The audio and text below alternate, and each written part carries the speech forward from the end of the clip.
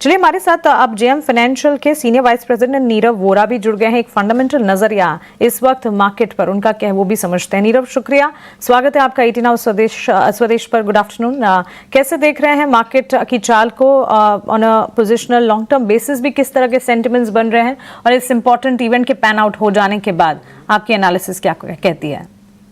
जी धन्यवाद सभी दर्शकों को भी गुड आफ्टरनून। देखिए, ये एक बहुत ही बड़ा इवेंट था जो पूरा देश और in fact every country was waiting for. तो ये एक जो टैरिफ रिलेटेड न्यूज़ बाहर आई हैं, अब चल के थोड़ा बहुत एक ट्रेंड पता चलेगा कि कौन से सेक्टर्स अफेक्ट होंगे। मैं इंडिया की बात कर रहा हूँ एंड कौन से स्टॉक्स को अफेक्ट होगा। क्लियरली आज हम स्क्रीन पे भी वही देख रहे हैं कि किस हिसाब से कुछ सेक्टर्स पे पॉजिटिव असर हुआ है और किस हिसाब से नेगेटिव इम्पैक्ट हुआ है। But having said that, see ये एक short to medium term phenomena नहीं है, ये एक लॉन्ग टर्म इसका परिणाम एक लॉन्ग टर्म पर्सपेक्टिव से भी हम देखेंगे।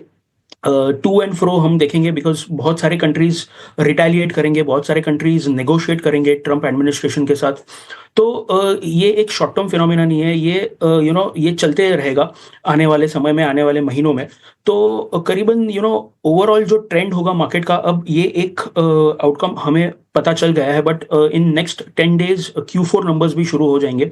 सो डोमेस्टिकली जो आगे चलकर जो ट्रेंड होगा short to medium term perspective से, ये डेफिनेटली Q4 नंबर्स भी बहुत इंपॉर्टेंट रहेंगे। जैसे हमने Q3 में देखा था कि निफ्टी 50 के जो अर्निंग्स ग्रोथ था वो ऑलमोस्ट 4 to 5% हुआ था। एंड जहां जहां नंबर्स अच्छे नहीं थे, एक अच्छा करेक्शन देखा हमने स्टॉक्स में, सेक्टर्स में। तो Q4 में भी हमें लग रहा है कि मोर और लेस 4 to 5% का एक EPS ग्रोथ हमें देखने मिले शायद निफ्टी 50 के लिए, which will be not very exciting. But having said that, जितना कार्नेज हमने Q3 में देखा है शायद उतना सीवियर ना हो Q4 में, बिकॉज ऑलरेडी वैल्यूएशंस घट चुके हैं। बट हैविंग सेड दैट, कोई ज्यादा अपसाइड नहीं दिख रहा है। सो ओवरऑल निफ्टी की बात करें तो अपसाइड हमें थोड़ा कैप्ड लग रहा है, 24,000 probably in the best case scenario. But नीचे की बात करें तो 22,700 एक अच्छा सपोर्ट बन सकता है। बट अगर Q4 डिसअपॉइंटिंग रहेगा तो शायद हम उसके नीचे भी ड्रिफ्ट हो सकते हैं eventually in the month of May, because second week of April से Q4 नंबर शुरू हो जाएंगे। अगेन सेक्टर स्पेसिफिक कॉल रहेगा, आईटी के नंबर्स। तेजस, एक बार आपसे जानना चाहेंगे, जिस तरह के सेंटिमेंट्स पैन आउट होते हुए देखने को मिले हैं, ऑफ कोर्स काफी सारे स्पेसेस हैं जो कि इनफैक्ट एक इम्पैक्ट क्रिएट कर रहे थे। फार्मा, चाहे सेमीकंडक्टर, कॉपर और एनर्जी से जुड़े शेयर्स में भी काफी हद तक फोकस रहा, क्योंकि ये जो रेसिप्रोकल टैरिफ अनाउंसमेंट्स आए वो टैरिफ प्लान से इतर इन सेक्टर्स में एक एक्शन देखने को मिला। नीरव, आपसे जानना चाहूंगी पर्टिकुलरली क्योंकि इसके ठीक बाद इक्विटी मार्केट में हमने देखा, एटलीस्ट डोमेस्टिक मार्केट में तो अच्छा खासा एक्शन दिखा ही। एक्सचेंज एंसिलरी स्टॉक्स को भी अगर आप देखें, आज सुबह BSE लिमिटेड में एक्शन था, इस वक्त BSE लिमिटेड ऊपरी स्तरों से शायद थोड़ी सी मुनाफा वसूली देख रहा है। और एंजल वन के स्टॉक को देखना चाहिए, एट डे हाई इस वक्त ट्रेड करता हुआ। कुछ तमाम ब्रोकरेज रिपोर्ट्स भी हैं जो पॉजिटिव है। नीरव, सो ओवरऑल अगर हम लोग देखें तो ये जो कैपिटल मार्केट्स का जो सेक्टर है, from a long term perspective हम काफी बुलिश है इस सेक्टर में। बट अगर शॉर्ट टू मीडियम टर्म की बात करें, एक आध दो क्वार्टर की बात करें, तो शायद एक कंसोलिडेशन में जा सकता है, बिकॉज जो पिछले 5 महीने थे वो थोड़े वीक थे। ओवरऑल डेटा भी हमने देखा कि थोड़ा वीक हुआ है सारे कंपनीज को लेके। तो उसके चलते Q4 के नंबर्स भी थोड़े सबड्यूड होने चाहिए। But having said that, valuation wise काफी अच्छा कंफर्ट अभी हमें लग रहा है यहाँ पे आ गया है। उसके कारण बहुत सारे ब्रोकरेजेस भी यहाँ पे अपने इनिशिएट कर रहे हैं coverages. So from that perspective, long term अगर किसी का व्यू है तो 2 से 3 ट्रांच में डेफिनेटली अगले 2 से 3 महीनों में इसे जमा कर सकते हैं। एंड लॉन्ग टर्म व्यू ही एक अप्रोच इसमें लेके चलना चाहिए। प्लेयर क्लियरली स्टॉक पर नजर होनी चाहिए, और BSE लिमिटेड तो इनफैक्ट हर गिरावट में एंट्री अपॉर्चुनिटी भी ढूंढी जा सकती है। नीरव जी, आपसे जानना चाहेंगे, ये डाबर में ये कंपनी स्पेसिफिक बस एक चैलेंज हो सकता है मार्जिन को लेकर, या फिर इस बिजनेस मॉडल पर बाकी जो कंपनीज हैं, अगर हम तुलना करें इमामी से या फिर जो रूरल प्ले है मैरिको का, अक्रॉस द बोर्ड हम देख सकते हैं? और डाबर पर जरा स्पेसिफिक व्यू दीजिएगा सर। यस, तो सी डाबर की बात करें तो पिछले 2 क्वार्टर से ये स्टॉक लगातार नीचे आ रहा है। इसका कारण यही है कि ओवरऑल एफएमसीजी में अगर हम देखें तो वैल्यूएशंस भी थोड़े हायर साइड पे थे, प्लस जो अर्बन डिमांड था वो काफ़ी हद तक स्ट्रगल कर रहा था। इनफैक्ट इस क्वार्टर में भी हमने देखा है कि मैनेजमेंट ने क्लियरली बोला है कि रूरल डिमांड काफ़ी हद तक रिवाइव हो चुका है, बट अर्बन में पिछले क्वार्टर तक डेफिनेटली जो डिमांड था वो स्ट्रगल कर रहा था, बट इस बार इस क्वार्टर में मतलब Q4 में थोड़े मिक्स्ड रिव्यूज हैं। बट उसके चलते जो मार्जिन पे प्रेशर है वो अभी भी बरकरार है। इसके कारण आज स्टॉक में हम लोग ने एक अच्छा खासा गिरावट देखा है। But having said that, management को ये लग रहा है कि नाउ प्रोबेबली आगे चल के अगर रेट कट्स होते हैं एंड अच्छा मानसून होता है तो दिस शुड बी मोर और less the bottom in terms of the fundamentals. तो यहाँ से डाउनसाइड बहुत ही कम लग रहा है। आने वाले समय में हम एक अच्छा अपसाइड देख सकते हैं, बट उसे थोड़ा लंबे समय तक होल्ड करना पड़ेगा। शायद 1 साल का एक अगर हम व्यू रखते हैं तो थोड़ा एक रिवाइवल हमें देखने मिल सकता है। बट ओवरऑल एफएमसीजी थोड़ा स्ट्रगल कर रहा है, बट हैविंग सेड दैट अच्छे मॉनसून के चलते थोड़ा रिवाइवल हमें आगे आने वाले समय में देखने मिल सकता है। ठीक है, मानसून पर नजरें टिकी होंगी, देखते हैं कि किस तरह का मानसून होता है। 2900 रुपए के टारगेट्स आपको वो दे रहे हैं, करीब 5% की अच्छी तेजी। देखिए मझगांव डॉक को लेकर ना कंसेंसस बिल्ड है। अगर आपको डिफेंस में शेयर खोजने हैं, बाकी शेयर चले बहुत हैं, मझगांव डॉक की चाल ना वैसी नहीं रही है, एक तरफा चाल नहीं रही है। यहाँ पर आपके लिए ये थोड़ा अगर लंबा भी आप सोचेंगे ना तो भी आपके लिए मौके बन जाएंगे मझगांव डॉक के शेयर में। नीरज जी, आज हम देख रहे हैं कि जो छोटे साइज वाले बैंक है सारे चल रहे हैं, उसमें कुछ के बिजनेस अपडेट्स अच्छे आए हैं, डिपॉजिट के या फिर नए लोन के जिसको हम एडवांसेस भी कहते हैं, उसके नंबर्स अच्छे आए हैं। यस बैंक भी चल रहा है, हालांकि कितना भी चल ले कितना भी गिर ले, मैं तो मतलब पिछले कई महीने से कई क्वार्टर से देख रहा हूं कि नहीं, ये 20-25 रुपए वाले रेंज के आसपास ही रहता है। यस बैंक को लेकर आपका व्यू क्या होगा? और किसी ने किसी उम्मीद भी माली लंबे समय से होल्ड करके रखा है, क्या अपनी उम्मीद को बनाए रखें? ये निवेश क्या फायदा पहुंचाएगा? देखिए, तो यस बैंक की बात करें तो डेफिनेटली काफ़ी सालों से इसी रेंज में है। इनफैक्ट 2020 से लेके अगर हम देखें तो यही रेंज में घूम रहा है। अनफॉर्चुनेटली जिस हिसाब से इसमें ग्रोथ आना चाहिए वो हमें नहीं दिख रहा है। एंड काफ़ी सालों से हम हमारे क्लाइंट्स को यही बोल रहे हैं कि अगर इस पर्टिकुलर स्टॉक में आप फंसे हुए हो तो डेफिनेटली इसमें से एग्जिट करके front line large cap stocks जैसे आईसीआईसीआई बैंक है या तो फिर कोटक महिंद्रा बैंक है या फिर पीएसयू बैंक्स में बैंक ऑफ बड़ौदा है या एसबीआई में आप स्विच कर लीजिए। एंड काफ़ी इन्वेस्टर्स ने ये ऑलरेडी कर दिया है।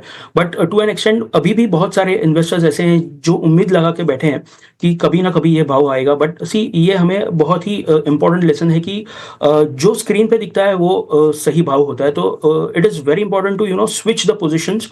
अगर वो पर्टिकुलर स्टॉक नहीं चल रहा है तो from the same space you can switch over to a better stock जहाँ पे अर्निंग्स ग्रोथ हमें लगातार दिख रही है। जैसे अगर हम आईसीआईसीआई बैंक की बात करें तो लगातार कॉन्स्टेंटली क्वार्टर ऑन क्वार्टर अच्छा ग्रोथ दे रहा है। तो अभी भी मेरी यही सलाह रहेगी कि आईसीआईसीआई बैंक या तो एचडीएफसी बैंक में आप स्विच ऑन कर लीजिए। अगर पीएसयू बैंक्स पे ध्यान देना है तो बैंक ऑफ बड़ौदा या एसबीआई में आप स्विच कर सकते हो। ये देखिए बढ़िया स्ट्रेटजी होती है, आपके पास विकल्पों की ऐसी कमी नहीं है तो आप फंसना क्यों? ट्रेडिंग की बात अलग है कि आपने 10 दिन रखा, ट्रेडिंग बाउंस का आपने एंजॉय किया, पैसे बनाए, फिर आपने एग्जिट ले लिया। लेकिन अगर आपके पास बढ़िया विकल्प अगर हैं तो फिर ऐसे बैंकों में जिनके भविष्य को लेकर स्थितियां साफ नहीं है उसमें फंसने की जरूरत नहीं है। ICICI bank, bank of Baroda आपके लिए बेहतर विकल्प हो सकते हैं। 3% की तेजी हम यस बैंक में देख रहे हैं। एक और शेयर है जिसमें 3% के आसपास की तेजी है नीरज जी, और उसमें भी बहुत सारे निवेशक हैं, वो भी उम्मीद लगाए बैठे हैं कि नहीं एक दिन एक समय आएगा कि नहीं ये चलेगा। जी एंटरटेनमेंट का शेयर 100 रुपए के ऊपर तो आया है, आज फिर से हम थोड़ा सा मूव देख रहे हैं। जी एंटरटेनमेंट के लिए नया ट्रिगर आपके हिसाब से आगे कब क्या बनेगा और इसमें निवेशित रहना कितनी बड़ी समझदारी है? अगेन सेम स्टोरी है। यहाँ पर भी हम देख रहे हैं कि पिछले आई थिंक 2 या 3 सालों से ये स्टॉक एक रेंज में है। इनफैक्ट काफ़ी गिरावट देखी है हमने इसमें because of the management issues and everything. So अभी भी हमें लग रहा है कि overall media as a space कभी फ्रॉम एन इन्वेस्टमेंट पर्सपेक्टिव कभी कोई ऐसा बड़ा वेल्थ क्रिएशन नहीं देखा है। Yes, from a trading perspective आप 5-15% कमा सकते हैं। तो हम हमारे इन्वेस्टर्स को, क्लाइंट्स को यही बोलते हैं कि प्लीज़ आप कंपनी से प्यार मत कीजिए, आप पैसों से प्यार कीजिए। अगर एक पर्टिकुलर कंपनी में आप फँस गए हो एंड लंबे समय तक वो नहीं चल रहा है, उसका एक परिणाम यही होता है कि आपका पोर्टफोलियो के जो रिटर्न्स होते हैं, वो बहुत ही खराब हो जाते हैं over a period of time. जबकि बहुत सारे ऐसे स्टॉक्स होते हैं जो अच्छे से परफॉर्म कर रहे हैं, because quarter on quarter, year on year numbers भी अच्छे आ रहे हैं। तो डेफिनेटली यहाँ से भी आपको स्विच करके ओवरऑल स्पेस से ही निकल के किसी और सेक्टर में निवेश करना चाहिए जहाँ पे अच्छा ग्रोथ प्रोस्पेक्ट्स है, जैसे डिफेंस हो गया या फिर इलेक्ट्रॉनिक मैन्युफैक्चरिंग सर्विसेज हो गए, जहाँ पे क्वार्टर ऑन क्वार्टर 20-30% से कंपनीज ग्रो हो रही हैं, और जहाँ यहाँ मीडिया में डी ग्रोथ देख रहे हैं हम लोग। तो why should you hold on to the stocks? Definitely switch करके आप ऐसे कंपनीज को फाइंड आउट कीजिए जहाँ पे अच्छा ग्रोथ हो रहा है। एडवाइस नीरव, एंड थैंक्स हमारे व्यूअर्स को एडवाइस देने के लिए। दो स्पेसेस है नीरव जिस पर आपका फंडामेंटल टेक जानना चाहूंगी। देखिए, ये रेसिप्रोकल टैरिफ अनाउंसमेंट के बाद पॉजिटिव आउटलुक कहाँ है उसका तो लगातार जिक्र हम कर रहे हैं, लेकिन जहां नेगेटिव स्टांस निकला है आईटी सेक्टर की अगर बात करें, अब आईटी सेक्टर में अगर निवेशित हैं तो लोगों को करना क्या चाहिए? पोर्टफोलियो में अगर आईटी सेक्टर से जुड़े स्टॉक्स हैं, और दूसरा ऑटो और ऑटो एंसलरी का खेमा एक तरह से स्पीड ब्रेकर बना है। 25% का tariff, Bharat forge, Balkrishna industries, Motherson में करीब 3% की कमजोरी है। बजाज ऑटो, टाटा मोटर्स पर भी इस वक्त दबाव के साथ ही ट्रेंड देखने को मिल रहा है। सबसे पहले तो आईटी, क्योंकि आईटी सेक्टर में छोटी मझौली कंपनियां भी पर्सिस्टेंट सिस्टम देख लीजिए 9-10% तक गिरावट झेल रहे हैं। क्या करना चाहिए जिनकी एग्जिस्टिंग पोजीशन है? और ऑटो एंसलरी पर अगर कोई राय बन रही है। बात करें तो इसी चैनल पे मैंने करीबन 20-25 दिन पहले भी यही कहा था कि आईटी ओवरऑल अभी भी हेडविंड्स, काफ़ी सारे हेडविंड्स हैं आईटी सेक्टर को लेके, बिकॉज जो टैरिफ वॉर शुरू हुआ है, इसके चलते US itself will undergo inflationary pressure. Inflation वहाँ पे भी बढ़ जाएगा एंड ओवरऑल कंजम्पशन वहाँ पे भी स्लो डाउन हो जाएगा। तो ऑब्वियसली जो आईटी कंपनीज हैं उनको जो ऑर्डर्स मिलेंगे, जो डील्स मिलते हैं, डेफिनेटली वहाँ पे एक स्लो डाउन देखने मिलेगा। But overall having said that, already हम देख चुके हैं कि काफ़ी सारे स्टॉक्स पिछले 2 महीनों में गिर चुके हैं। सो फ्रॉम दैट पर्सपेक्टिव अब यहाँ से बेचने की राय डेफिनेटली मैं नहीं दूंगा, बट जो क्लाइंट्स, जो इन्वेस्टर्स ये पर्टिकुलर स्टॉक्स को होल्ड करें, उनको होल्ड कर सकते हैं। थोड़ा समय देना पड़ेगा बिकॉज यहाँ से शार्प पुल बैक या बाउंस नहीं दिख रहा है। बट ओवरऑल Q4 नंबर्स भी हम देखेंगे कि कैसे पैन आउट हो रहे हैं। हैविंग सेड दैट, थोड़ा लंबा समय देके आप इसको डेफिनेटली होल्ड करिए, बिकॉज बहुत सारे आईटी कंपनीज एक अच्छा डिविडेंड भी देते हैं। तो यहाँ से एवरेज करने की भी एट प्रेजेंट मैं सलाह नहीं दूंगा, होल्ड करने की ही सलाह रहेगी। सेकंड जो सेक्टर है ऑटो एंसिलरी, वहाँ पे हम डेफिनेटली थोड़ा एक short to medium term perspective से एक पैनिक या सेलिंग देख सकते हैं। तो शॉर्ट टू मीडियम पर्सपेक्टिव से हमारी राय यही रहेगी कि उसमें से एग्जिट कर लेना चाहिए। From a long term perspective at this point in time हमें लग रहा है कि ओवरऑल जो स्ट्रक्चरल चेंजेस हम देख रहे हैं पूरे ऑटो स्पेस में towards EV and fossil fuel से निकल के जो ट्रांजिशन हम देख रहे हैं, तो उसके चलते भी काफ़ी सारे चेंजेस आ रहे हैं। तो एट दिस टाइम थोड़ा अवॉइड करना बेटर है।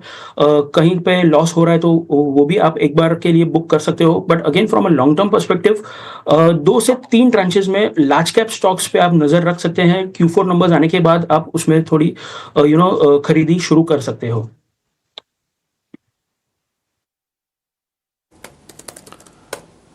ठीक है, ये व्यू हो गया आपके लिए। नीरज जी, इंश्योरेंस में अगर मैं न्यू इंडिया इंश्योरेंस की बात करूं तो काफी ज्यादा हमने करेक्शन शेयर में देखा। 300 रुपए वाला शेयर जो घट के 150 रुपए के नीचे आ गया था। थोड़ी सी बाइंग लौटी है न्यू इंडिया में। आज क्लोजिंग ठीक देने जा रहा है।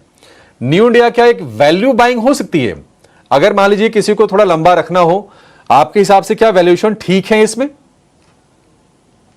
डेफिनेटली वैल्यूएशंस काफ़ी रीजनेबल हो चुके हैं ओवरऑल स्पेस में। एंड इनफैक्ट अगर हम PSU इंश्योरेंस कंपनीज की बात करें तो डेफिनेटली वैल्यूएशंस काफ़ी अट्रैक्टिव हो चुके हैं।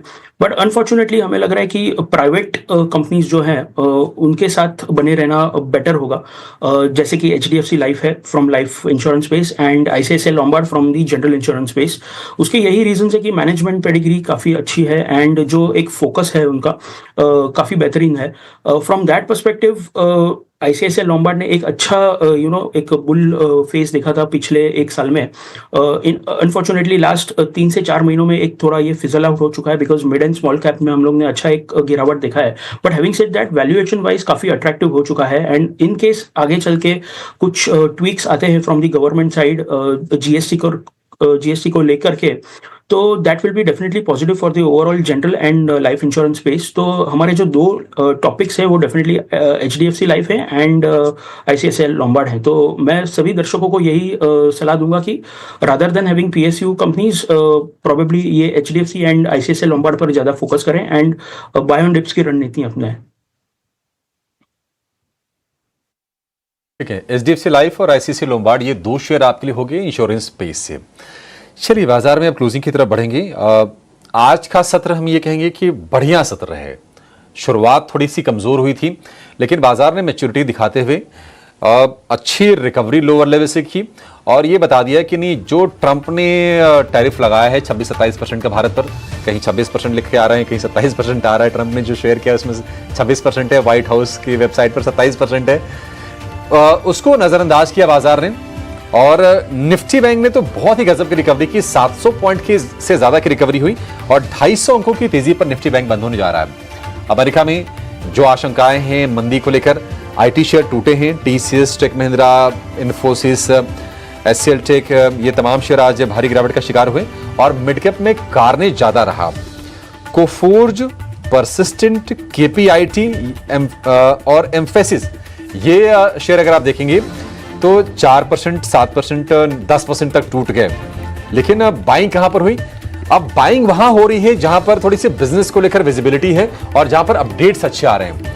IDFC first bank, AU small finance bank, IDBI bank, इनके बिजनेस के अपडेट्स अच्छे आए हैं और यहां पर हमने बाइंग होती हुई देखी है। ऑटो शेयरों में थोड़ा सा मोमेंटम कमजोर रहा है क्योंकि टैरिफ लगा है 25% का और एंसिलरी कंपनीज के लिए हालांकि चैलेंजेस अमेरिका में ज्यादा बढ़ेंगी। लेकिन अगर आप देखेंगे तो आज बजाज ऑटो, हीरो मोटो, टाटा मोटर थोड़े से प्रेशर के साथ ये बंद होने जा रहे हैं। आज पीएसयूज में जोश फिर से लौटता हुआ दिखाई दिया है। पावर ग्रिड, एनटीपीसी, बीईएल, ये कुछ शेयर्स हैं निफ्टी में जहां पर अच्छी बाइंग रही। लेकिन फार्मा ने आज अपनी ताकत दिखाई। हालांकि शुरुआत में जो रौनक थी बाद में आते आते थोड़ी सी मध्यम जरूर पड़ी, लेकिन आज का स्टैंड आउट हम कह सकते हैं कि सेक्टर रहा। निफ्टी का फार्मा इंडेक्स 2% से ज्यादा की मजबूती दिखाई है। तो एक ठीक ठाक बढ़िया सेशन, टैरिफ का टेंशन पीछे और बाजार यहां से अब नए ट्रिगर्स पर नजर डालेगा जो कि होंगी आरबीआई की पॉलिसी और उसके बाद नतीजों के सीजन की शुरुआत हो जाएगी। चलिए इस शो को यहीं पर समाप्त करने का समय हो गया है। आदित्य जी, नीरज जी, आप दोनों का बहुत शुक्रिया आज हमारे साथ जुड़ने के लिए और तमाम शेयरों पर अपने विचार हमसे साझा करने के लिए। फिलहाल इस शो में इतना ही। मुझे और मानसी को दीजिए इजाजत। नमस्कार।